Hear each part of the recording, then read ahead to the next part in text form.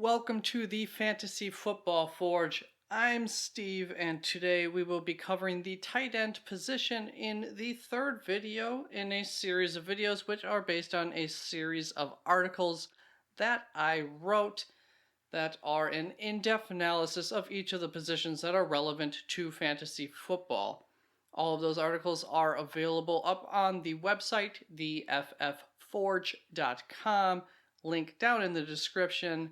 Scoring for this analysis will be done in, or is based off of half PPR scoring. I did most of the data-based analysis for each of the position scoring systems, half PPR, full PPR, non-PPR. However, I did not bring it all together in the form of an article, if you want to call it that, or just an overall analysis for the non-PPR and full PPR positions. Available for patrons are all of the charts, the graphs, the equalized value spreadsheet, and the consistency rating spreadsheet as well. There is a link to the Patreon page down in the description as well as up on the website. I think I will be able to set the price point to get access to all of that at $1. If not, it will be the obviously like the bottom tier. But if you are unable to help support in the monetary sense, but you still have interest in seeing some of those charts, something specific, those spreadsheets, please just reach out to me. I'm not trying to necessarily totally price gate this information from anybody who has interest in seeing it, who will find use from it. I want you to be able to get access to it. So, like I said, just reach out. Let me know what specifically you're looking for to make that process quicker. Other than that, please do the YouTubey things. You know exactly what they are. I have the general structure of this video broken down into three main portions. First, we will just go over some of the general statistics about the position based on data from 2021. Just the baseline, ceilings, floors, averages, all of those kinds of things. And then after that, I will go through an overview of how that data gets transformed into the tiers and some of the analysis that is done once we have all of the data further scrutinized, and then there will be a little bit of bonus research along the way that I did specifically based on questions that I had that came up through the analysis for this position, and afterwards then I will come back and explain all of the interesting nuggets that I found along the way, as well as some just like a general profile of the position, kind of recapping the highlights of what I gather that's maybe unique about the position or what defines the position, and then some draft specific advice to conclude everything up.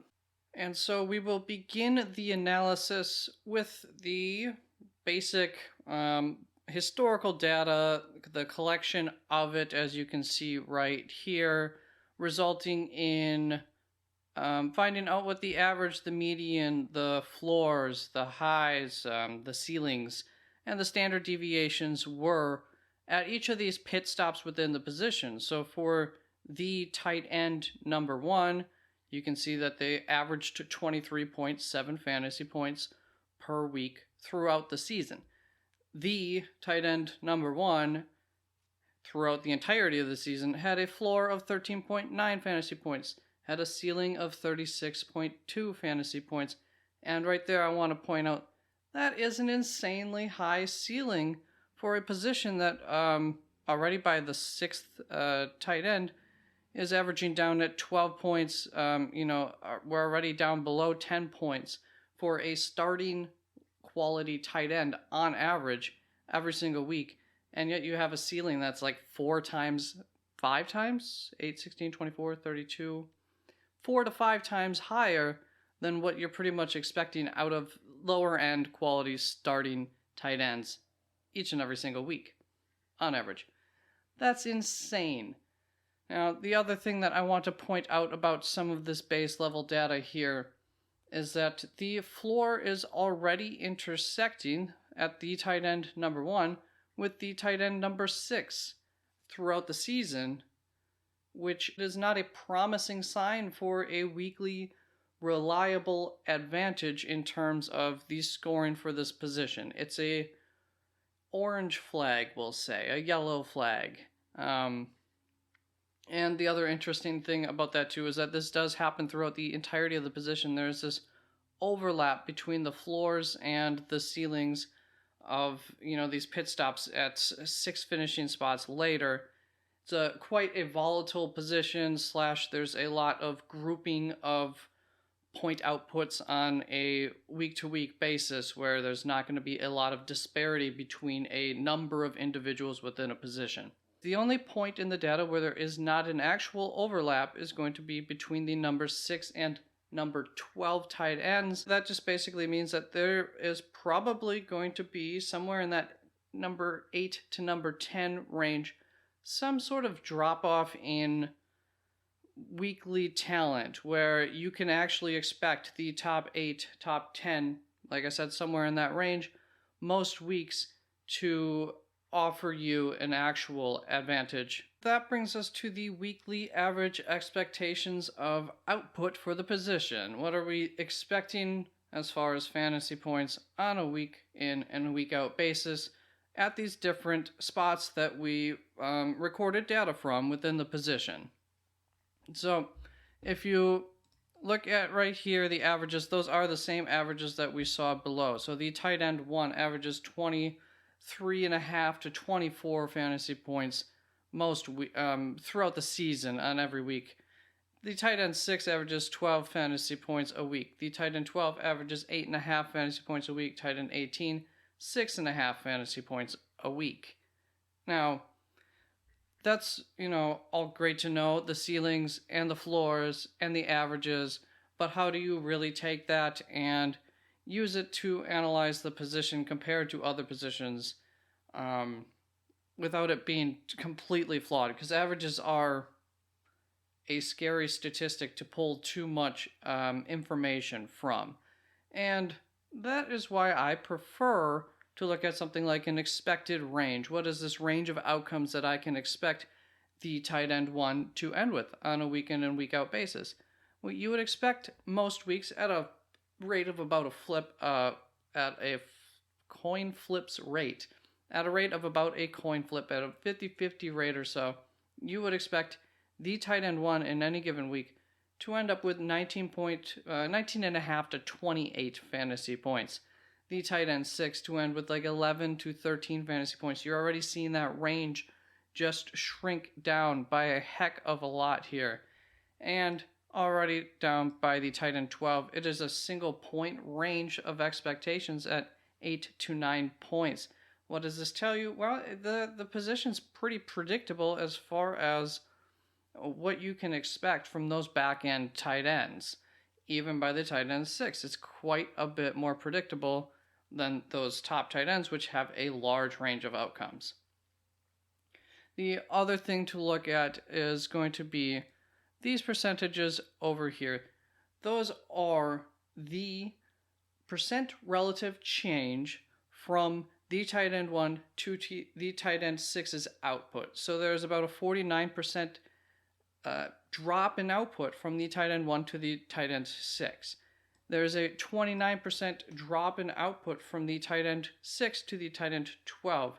This is a way of looking at value and comparing them to one another, especially when we look at positions, to see how much value you may be losing within one position compared to another position.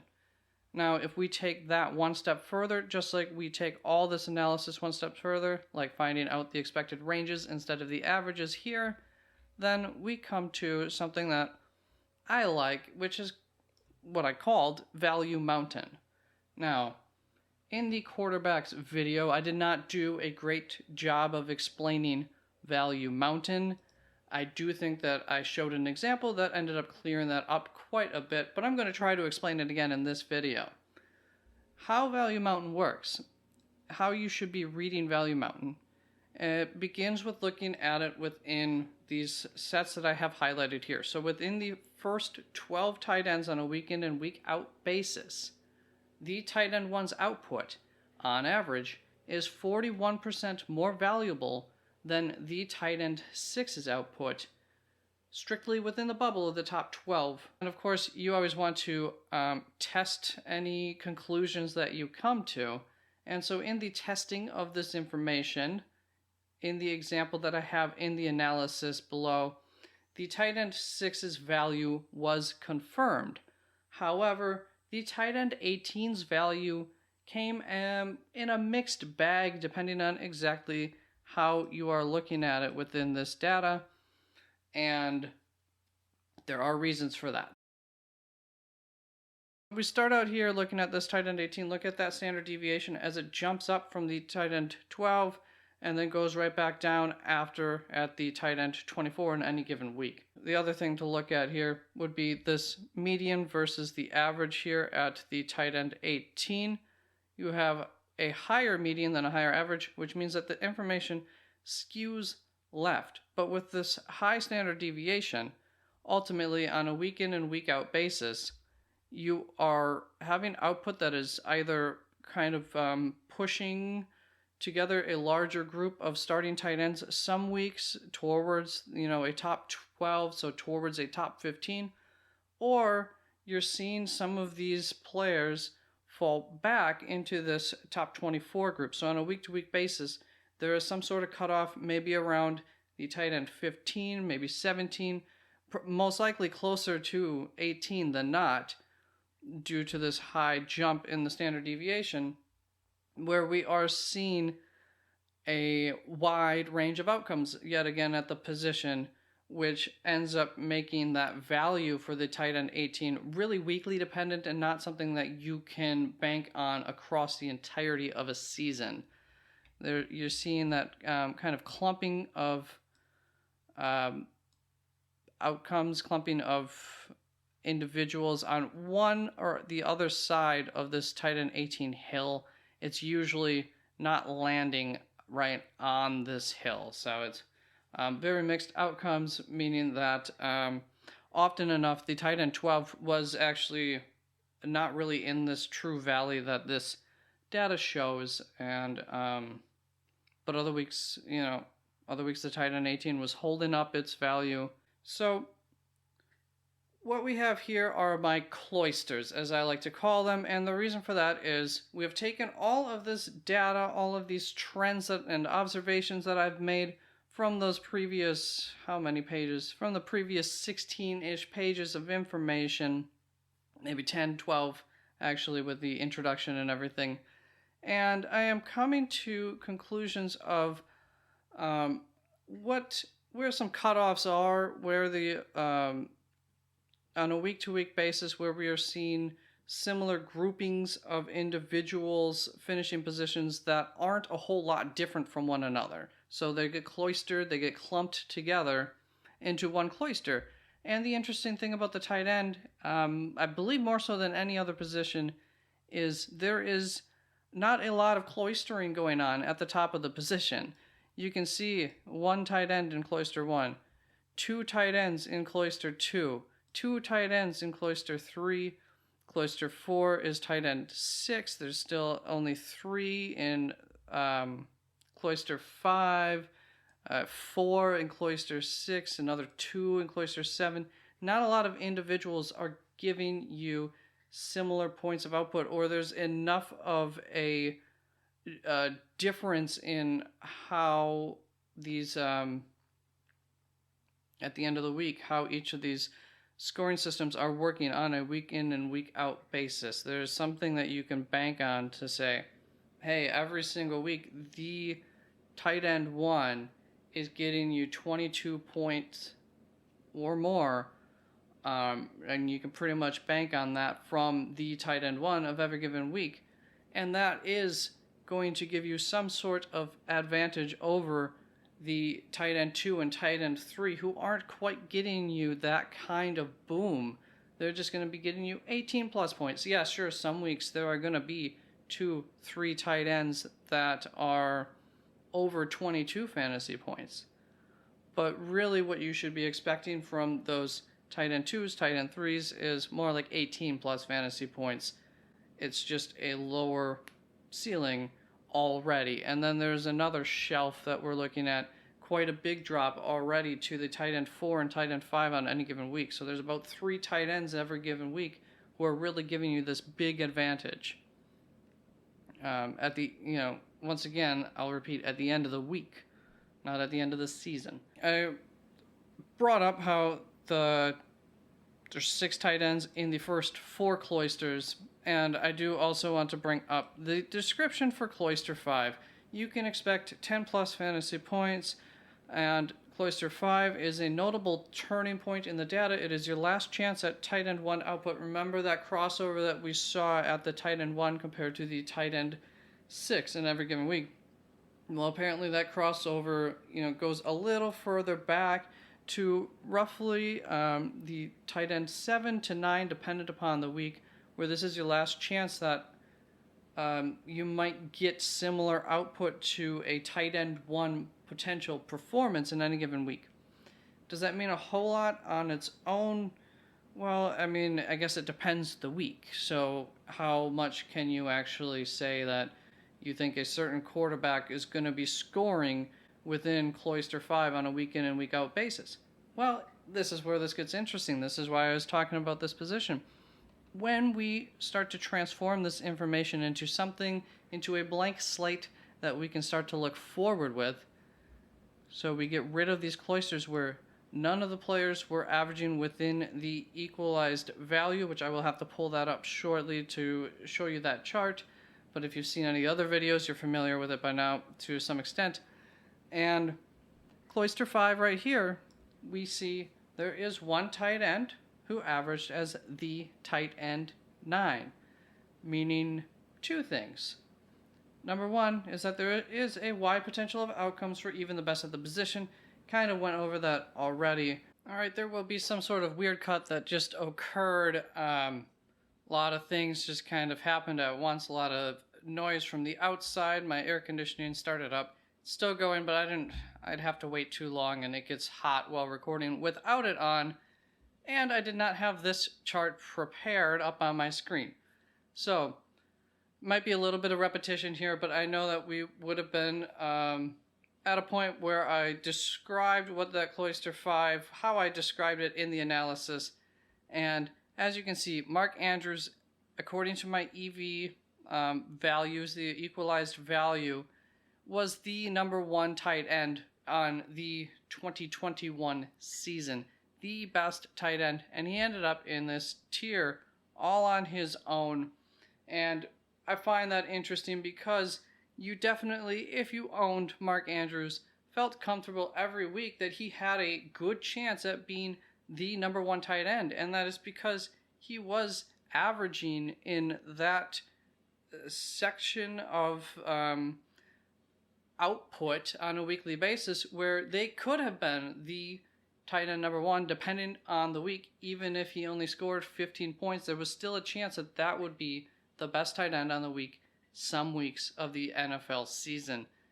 And at the very least, you definitely felt like he was going to give you a top 3 or top 5 tight end output every single week. I mean, if you just look at that color array there, and of course I can't get over to the left of the screen anymore, but you can kind of see right on the edge this color array. So that purple is the best, green is going to be really, really good, and then the blue is still solid, top 15, top 18 weeks, and there's not a whole heck of a lot of that, and week 1 was a dud. But besides that, a whole lot of good output. All these dark green colors are going to be top 6. So that adds up to fitting into that description, which ends up becoming our first tier for the position when looking forward into 2022. Now, we are on the tiers at this point, and there are 5 tight ends in these top 3 tiers. And before I get to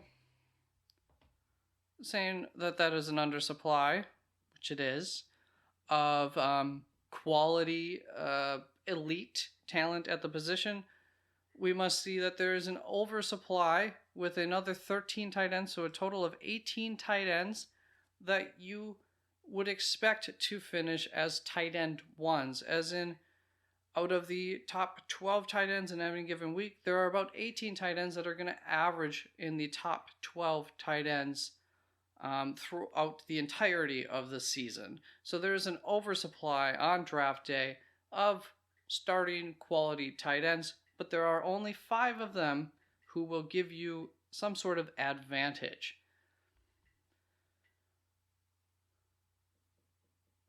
And that is ultimately why I say that there is an undersupply of talent that you may want to attack in the draft, and we'll get to that after a little bit of further analysis.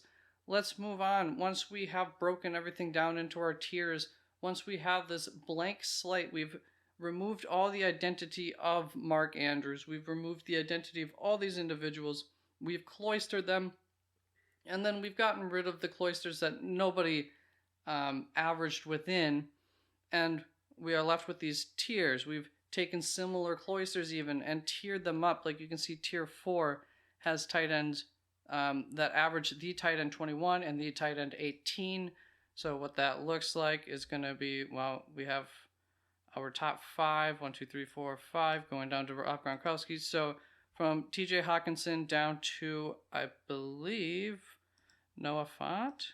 That one makes sense. Going down to 20.25. Jared Cook.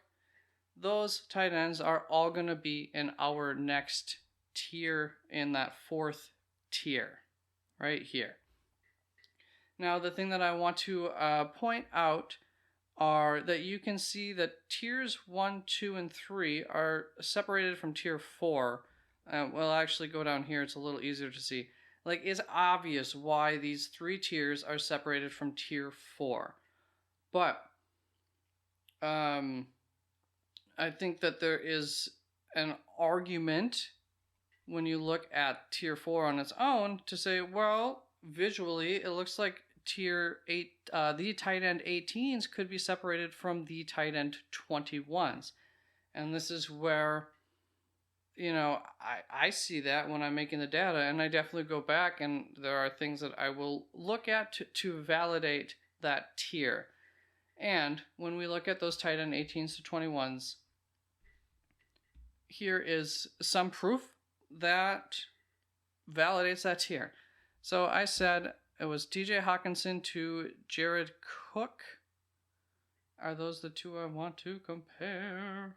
Now, before looking at validation of that, I do want to remind you of something, bring up something if this is the first video that you are seeing, and that is the fact that much of this analysis looks forward by accepting the fact that one play going differently for any single player can totally alter their trajectory. By grouping things in the process that I have harnessed that factor of randomness within games across the entireties of seasons to best reflect the ranges of outcomes that we are most likely expecting for these individual players that we end up putting within these tiers to end up within. So whether or not a tight end caught, TJ Hawkinson here, if he caught 2 fewer touchdowns throughout the season, we are still expecting him to finish within this set of data just based on the amount of, what's the word I'm looking for? Just based on the amount of opportunities that he got. Now, we will do our head-to-head with TJ Hawkinson and compare him to Jared Cook, who I got it wrong before. Logan Thomas was actually the bottom of that 4th tier of the tight end 21s because the cutoff was 20.25 fantasy points right here. That is the tight end 21 average cutoff. So, unfortunately, Logan Thomas got injured pretty early in the season, played a couple games mid to late there, and got injured again, I believe. Whatever the case, Jared Cooks just has more games to look at compared to TJ Hawkinson. Now, remember, we are looking to see why the tight end 18s and the tight end 21s are all in the same tier, even though we saw this what looks to be some significant difference in the scoring outputs of the two. At the very least, right here at the top of the position, scoring more than 2 times the rate, ending with weeks that could be the tight end 1 or the tight end 3 kind of output, at least 10%, 10 to 12% more of the games, or there's a 10 to 12% higher chance that any of these individual players would have those kinds of weeks compared to the tight end 21s. But when we look at the week-to-week outcomes of the two, if you were to say week 1, TJ Hawkinson scored 21.7 points, Jared Cook scored 8.1 points. Give a victory to TJ Hawkinson. Move to the next week. We compare the two. Anytime that one of them has a bye and the other one played, obviously that's not going to count. So there ends up being 11 games across this season where both players played in the same week. And of those 11 games, if they were to have played each other each and every week, TJ Hawkinson would have won 6 of them, and Jared Cook would have won 5 of them. Pretty much a 50-50 split. That's what we like to see within a tier on its own, is that they are all beating up on each other at a similar rate. We are going to see some sort of disparity from the top to the bottom, and I can tell you a peek at kind of the overview of this position. Mostly what that advantage is going to be at the top are going to be these bigger weeks, this purple that you're seeing here, or less of these yellow games that you're seeing with Jared Cook, or these light blue games that aren't so great, surprisingly acceptable games, but at 4 points, it definitely doesn't feel good as a fantasy owner when you get those weeks. So that, I think, should give you a good idea of why both of those ended, why this tier 4 ended like it is, despite some visual appearances that look different. And moving on to Matrix 1.2, I have 2 notes for the first 3 tiers here. Mostly what separated the players was actually how low their floors go down here, these kinds of floors, how low they go. You can see there's like this 19% down to the 21% as far as what their most common floor looks like. Now the point spreads here are not great. From the Cloister 8 to Cloister 10, I would bet that that's probably just a 2 points on average difference in output. But at the tight end, that actually kind of ends up mattering, even though, as far as helping you win a week or lose a week, it's not as big of a difference as some other positions might be, or other spots even within the same position.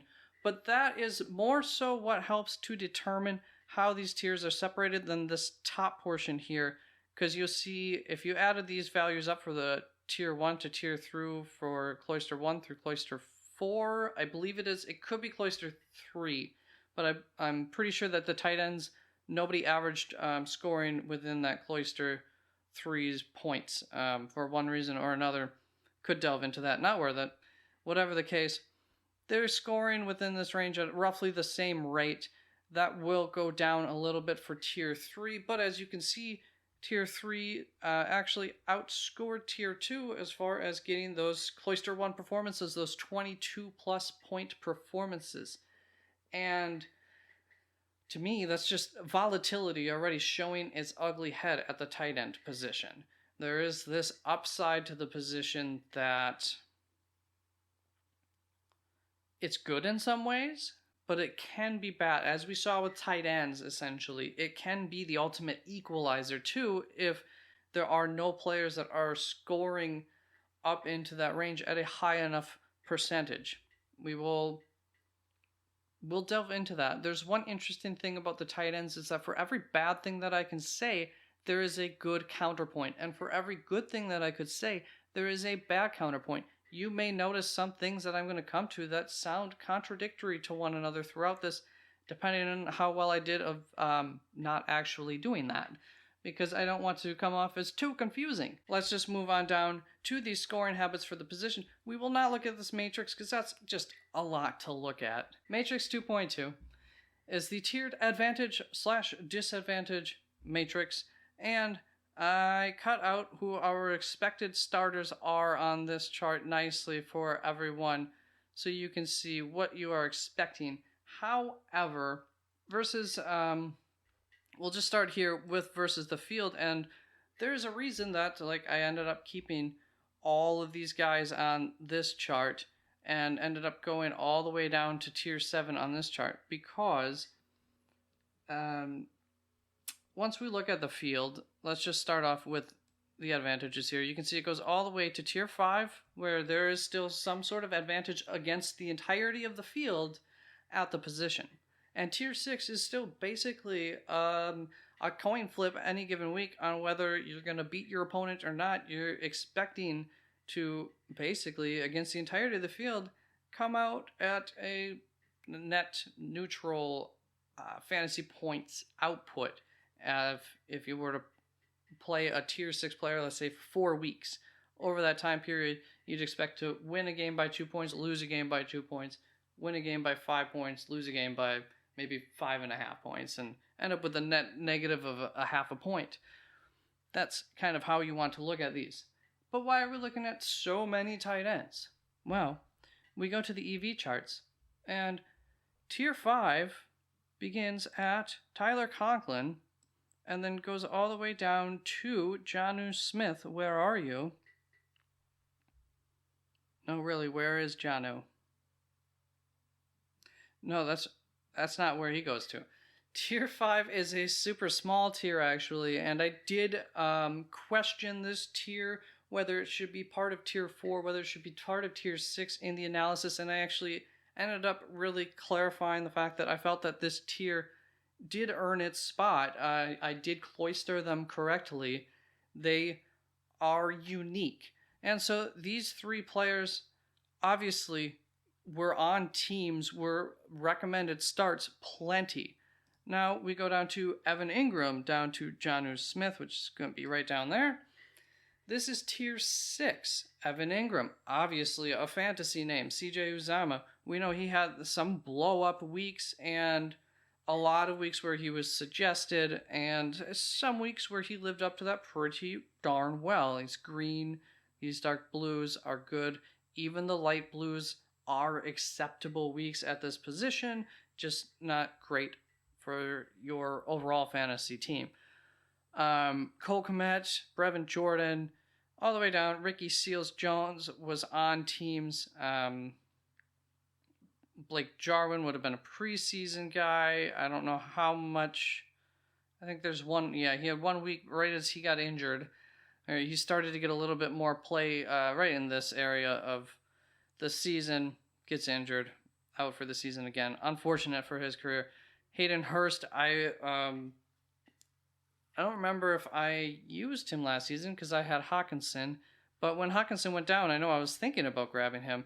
He was a solid fantasy player.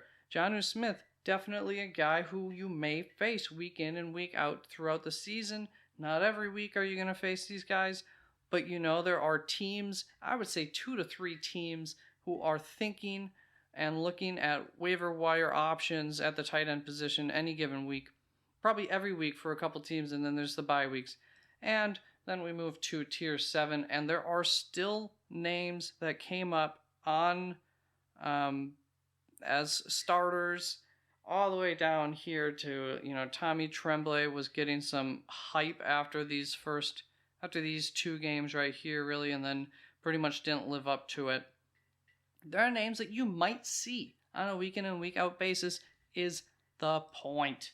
And this is important to keep in mind because look at some of these advantages that like tier 1 gets versus those tier 5 through tier 7. You get lucky enough to face somebody who ends up picking up, who was that? We were Tommy Tremblay, and plays him during that 0 week, even in there in the middle, week 4 here, or after when he's getting all this buzz to get played right there. You might see 15, 16, 20 points. I mean, anything's possible, but you're expecting like a 12.5 point lead on somebody who's picking up the bottom of the barrel kinds of fill-ins off of the waiver wire because they're being suggested. Maybe they work out, maybe not. That's one thing about the tight end position is there is basically this boom that's so reliant on touchdowns that if a player scores a touchdown, they're probably going to be in that top 18 range for the position on a weekly basis. But regardless, look at those kinds of advantages that are out there between 5 to 12 points on any given week for those top 5 tight ends against these tight ends that you're definitely seeing several weeks throughout the season. Now, as I begin to wrap up the position, there are a few things that I want to look at yet before I go to my big face. And the first thing is just going to be right at the top of this analysis of all of these individual analysis. I have these draft day quick files. For the tight end, I excluded tiers 6 and 7 because I do believe that there's about 21 tight ends that you are thinking that you might draft on, coming into draft day. Those tier 6, tier 7 tight ends, you shouldn't even be thinking about drafting. If 21 tight ends get drafted before you take one off the board in your league, I don't know what to tell you except for it's not the worst thing in the world, actually. But, maybe you should have drafted one earlier then. There are roughly 21 tight ends, and that fits into most years about the amount of tight ends where I'm thinking some of those bottom guys, 2 or 3 of these guys are going to pop off and have some good seasons. The Tyler Conklins last year, the Blake Jarwins 2 years ago for me. It can work, it can not work to varying degrees, but ultimately, these draft day quick files are a lot of the information. These numbers should look familiar that we have already gone through. And I actually skipped over something, so we'll just go over that right here. When we looked at those scoring habits of the position for the tier 1 tight ends, you can expect 22 plus fantasy points in 4 games out of the year and 18 plus fantasy points in 2.5 games out of the season. That is roughly 7 games, 6 to 7 games or so, almost half of them, where you can expect some pretty darn good output from a Mark Andrews, from a tight end number 1.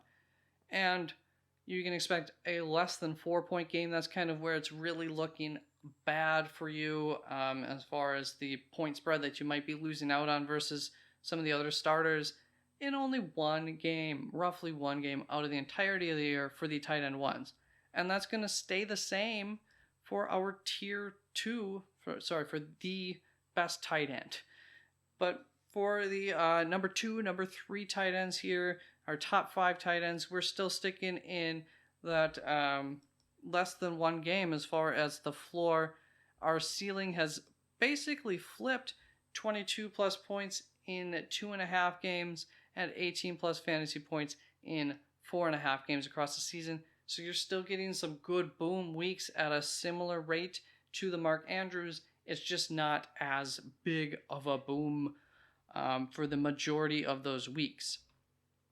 In looking at tier 3, so still right at the end of those top 5 tight ends here, we're not expecting as many big boom weeks. 22 plus fantasy points in 3.5 games, 18 plus fantasy points in 2 games. Those are about the expectations you would have when you draft one of these players. And unfortunately, the floor has started to come in, and you can expect less than 4 points in like 4.5 games already. So you can see how this position tends to, it kind of falls off there as far as the floor goes, and the ceiling becomes less common. So looking at tier 4, these are still starting level tight ends. Unfortunately, for most of them, you're going to be happy with getting like 2 games out of the year where you're getting 18 plus fantasy points. And there's plenty that they're going to be getting you those 14, 16-ish fantasy point games, but the 2 touchdown, several receptions, several yards of receiving games aren't that common for the position. And less than 4 points in roughly 4 games. Actually, the floor has settled in a little bit less than those tier 3 guys. It's a small sample size here in tier 3. One of them had 4 games, one of them had 5 games. So you're just kind of in this 4-game range for those less than 4 fantasy points, those 1 or 2 catches for 15 to 25 yards type games. looking at that small little tiny tier 5, the floor has gone down a little bit. That ceiling's not quite, that top end isn't quite there anymore. 18 plus points in one game. However, this top end doesn't really ever totally disappear within the position. You will see some top, this David Njoku here goes for 21.4 points. Well, maybe my memory's off by a little bit. So, what is that? Top 30 tight ends. We were looking at top 21-ish tight ends there. So, there's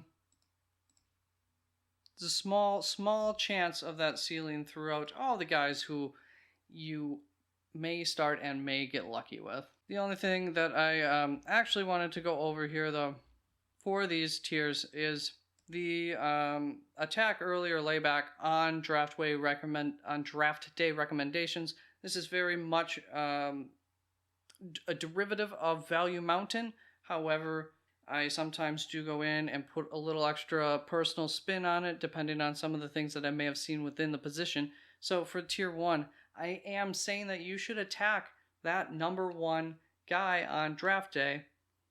Who that might be, well, wait till the end of the video, who I don't think it is in 2022. And for tier 2, I'm saying to lay back. I'm saying that you don't need to attack the number 2 tight end. You could, hold off and hope that that third tight end makes it to you. Whatever the case there, it's not super important to get the number 2 tight end. As far as value goes, the number 3 tight end's going to be right there with you.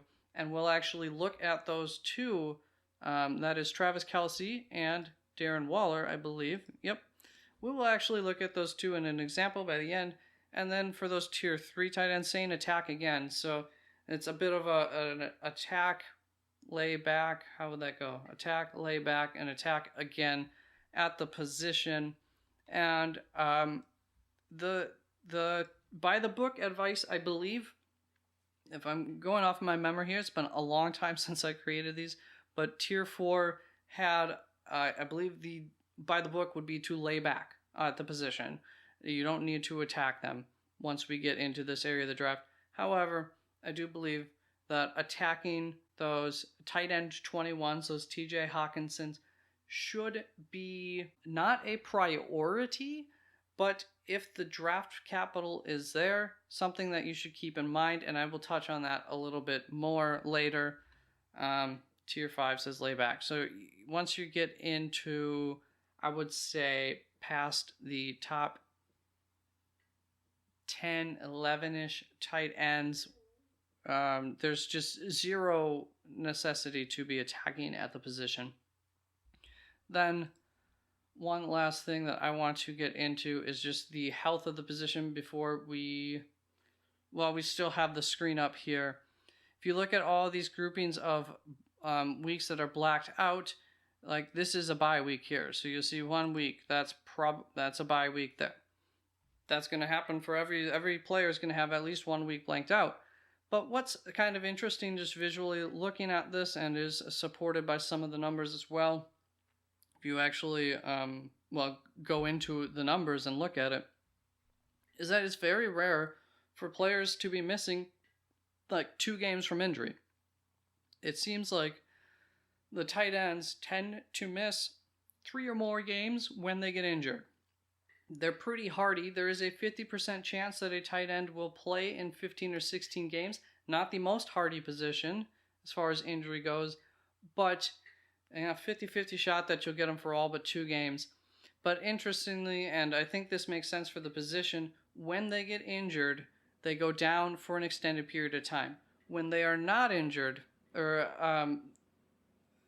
but otherwise they're playing through their small injuries, injuries that might take a wide receiver a week to get over or something like that. They're a tough position.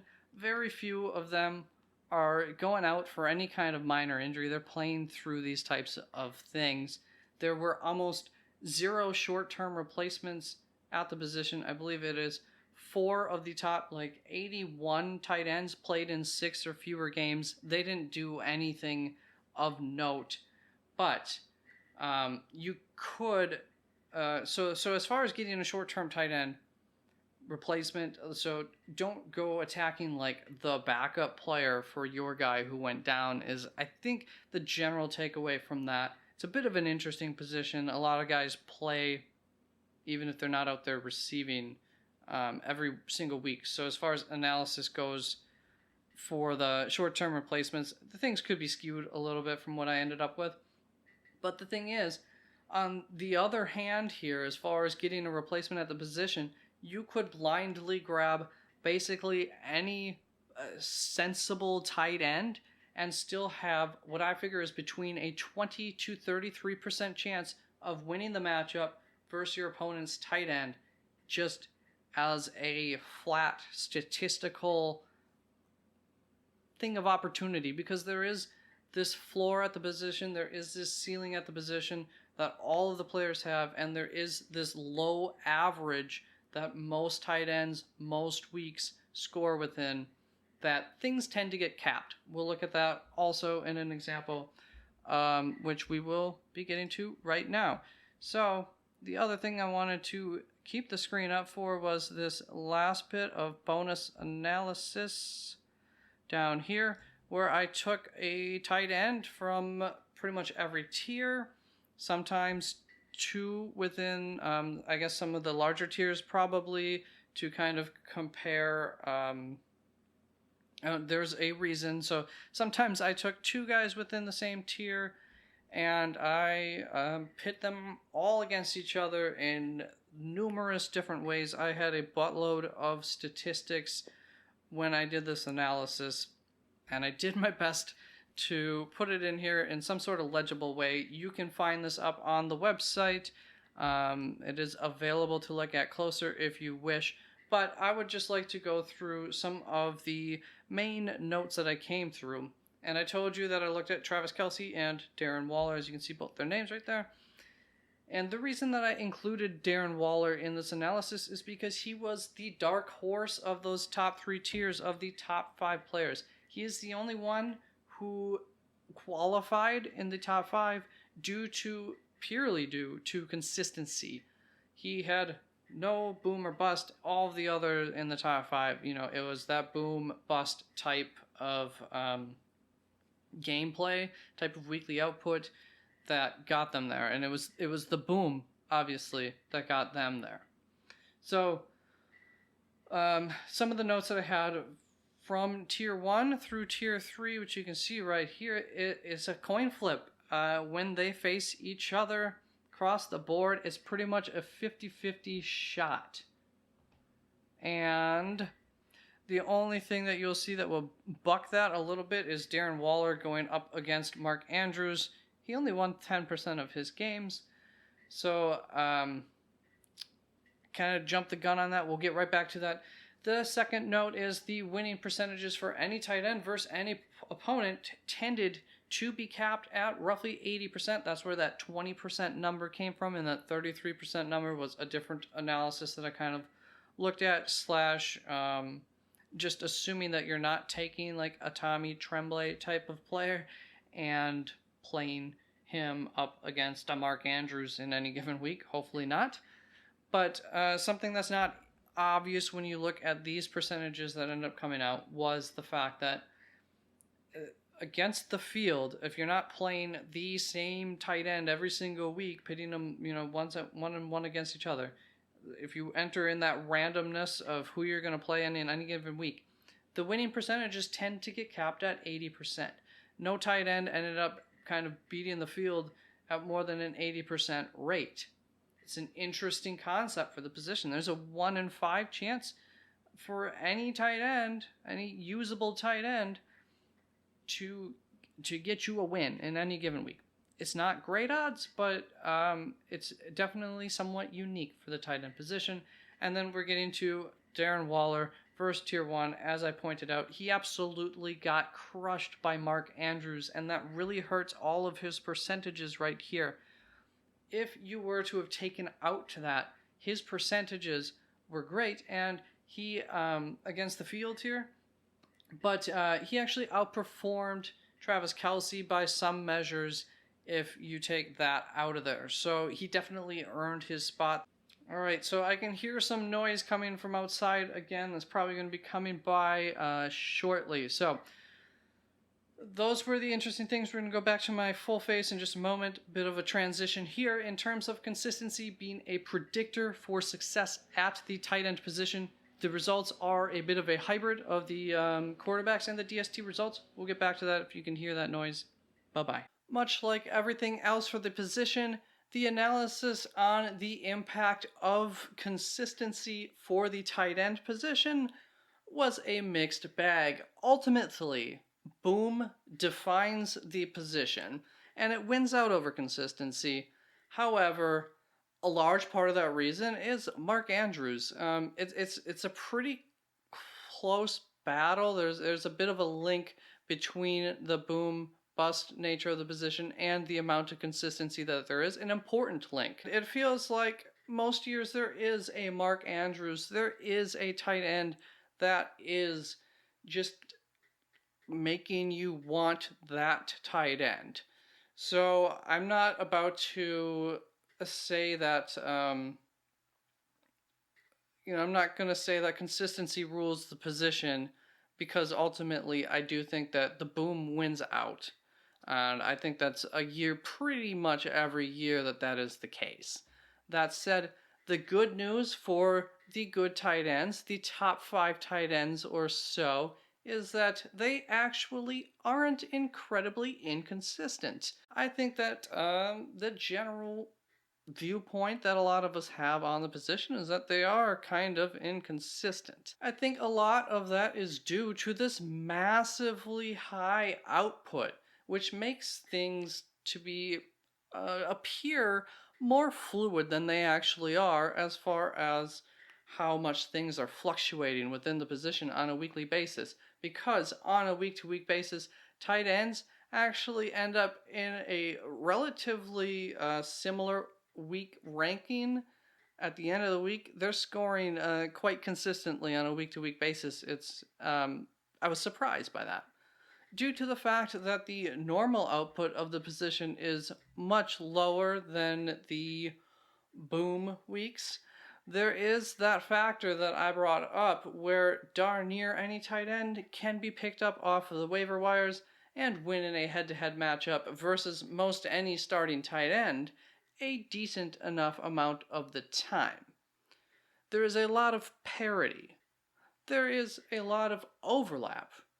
And that tends to cap the season-long upside at the position, but unlike the defense and special teams, the good is predictable enough that there is a definite elite upside to the position. There are definite elite players that you can rely on enough weeks on a week in and week out basis, essentially, that I'm giving a thumbs up to this position.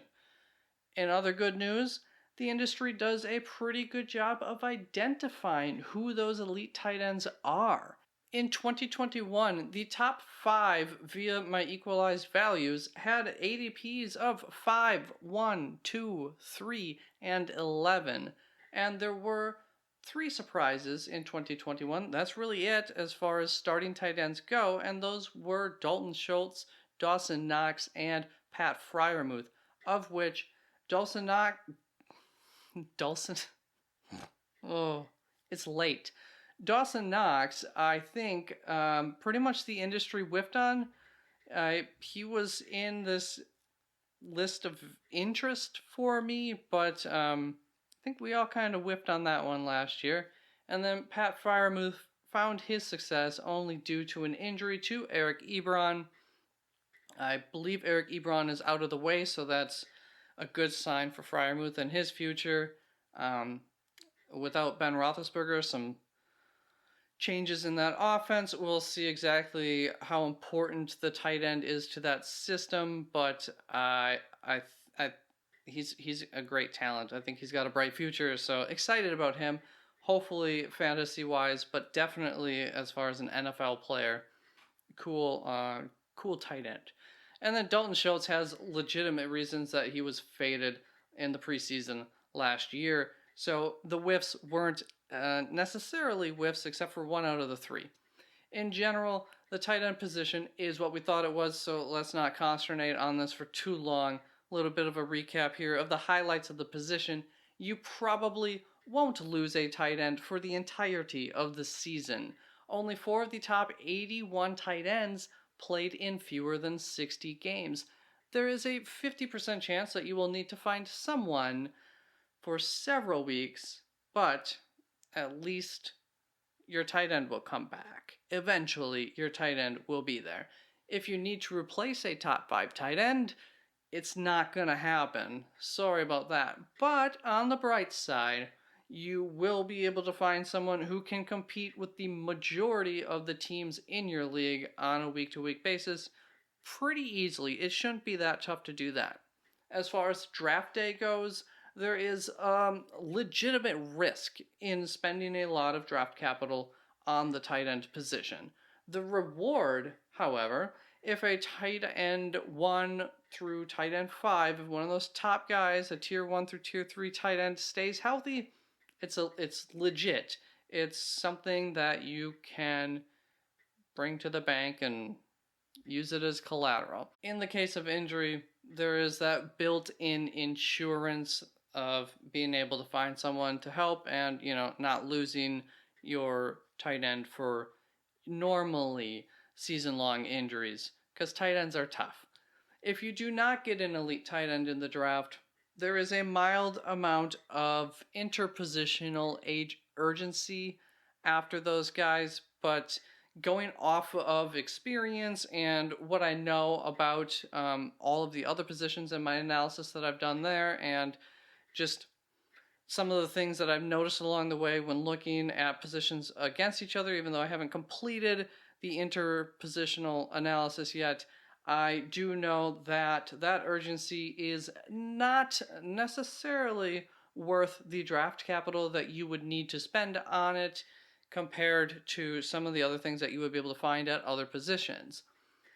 The amount of capital that you would need to spend on, for instance, the number 6 tight end compared to the number 10 tight end off of the board, it's a pretty big difference for something that my analysis says isn't really going to help you on a week in and week out basis for the most part. And I actually ended up taking a quick peek at the current ADPs of the 6th, 7th, and 8th tight ends. That's what, I looked at all the ADPs, but I was obviously looking at that area of the draft, and sure enough, the 6th and the 7th tight ends were being taken 20 spots on average ahead of the 8th tight end. I'm more than happy to wait roughly 2 rounds. I hope I get that 8th tight end, maybe whatever, grab the 9th tight end. Whatever the case, you get the idea. It's really not worth spending up for a non-top 5 tight end. That being said, just because 5 tight ends were taken off the board before you, that doesn't mean that your 4th or 5th tight end wasn't still available, or maybe just a guy that you have a good feeling about, a guy that you have faith in. If they have a decent shot at becoming a top 10, 5 tight end, it's going to be worth it if it pans out. So I'm not telling you, not to draft a guy that you like because of the draft capital. That's part of the fun. Failing and succeeding, it's all part of the fun. When it comes to streaming, I do not believe that you should stream the tight end position. Allow injuries to dictate that, and even once you are in a position where you're looking for a guy to fill in for 4 weeks or something, just pretty much stick with a tight end. Choose one, stick with it. You're, once again, just in a sea of bleh after the top 5-ish guys. Within the position, the elite tight ends are very much worth targeting in the draft, though. They give you that advantage that you want. Here is the quadfecta that you are looking for at the tight end position in order to help maybe better understand what's going to get you those tight ends that have the best chance at being a top 5 tight end, or at least maybe give you the best edge out of the rest of the tight ends, or whatever the case. The quadfecta starts with number 1 here, that they're on an offense that will reach the end zone regularly. Obviously, always a great thing, but especially important for tight ends. Number 2 is that they're on a team that won't or doesn't require their tight end to block too much. Think about the scheme. Any new coaching staff coming in, that might change things and how important they feel it is to keep a tight end back and block. Number 3 is that the tight end isn't a great blocker. There's a great way to help ensure that they're not being held back and blocking. If they're the number 1 tight end and they're a receiving tight end, double thumbs up there. Obviously, that helps solve issue number 2. And the 4th thing is that they are not on an already loaded receiving core. I feel like this list isn't mind-blowing, but if you take this list and you're between 3 tight ends or something, don't think so surface level of what I just said, but think a little bit deeper and try to apply those, see how many check marks you get for each of those, because not good games and touchdowns are the 2 things that really define the position. How many weeks are guys just having total duds can really kill their value within the position, and touchdowns is what gives the boom. There's no getting 12 receptions for 145 yards at the tight end position. For the most part, not a thing. Maybe happens once or twice a year. I don't know. But those are things that separate the tight ends from one tier to the next. A tight end cannot get you fantasy points if they're blocking or if the ball is being thrown to somebody else. Fantasy 101. A final example to help prove this, because we need the proof, of our top 5 tight ends from 2021, the tiers 1 through 3. The 2 who finished in that 3rd tier were Gronk and Kittle. Kittle is asked to block on a fair amount of plays. That is just part of the Shanahan system. Gronk was on a loaded receiving core. Tiers 1 and 2, Mark Andrews, Travis Kelsey, Darren Waller. They were the one of the top 2 receiving options on each of their respective teams. Obviously, they still have to block to varying degrees. Most notably, Travis Kelsey is a pretty darn good blocker, but he is mostly asked to block on running plays, and he's on a team who passes a lot with a great quarterback who gets into the end zone, blah, blah, blah. You get the idea, and he's a great tight end. Let's not forget about that. But Travis Kelsey is starting to get older, and as he gets older, I think that he may be asked to sit back and block a lot more than he has been in the past. And the only way that's going to be possible is if the recent additions to the receiving core for the Kansas City Chiefs work out. And I think they've done a nice job of acquiring some true talent to where they're not going to be relying on 2 guys in the receiving game going, down the road here. I would not be surprised if by the second half of this season or next year we really see that come to fruition. I'm kind of thinking maybe the second half of the season already, that we won't see Kelsey getting the same amount of opportunities that he has had for the most of his career. But touchdown opportunities should always keep him in the conversation, and as we know, that's a huge part of tight end success. So that is it. That is the first hot take you're getting from me from the 2022 season. Buyer beware with Travis Kelsey. I am sure that I will have to eat crow for at least the first half of the 2022 season, and believe me, I am not saying to fade him, but I don't think that he's going to be the tight end number 1 when all is said and done at the end of the year. And I think if you are taking him first as highly as he is being drafted right now, it's a mistake. Ugh. That's it. Thank you so much. Take care. I love you. Steve out. It's really late. I'm going to bed.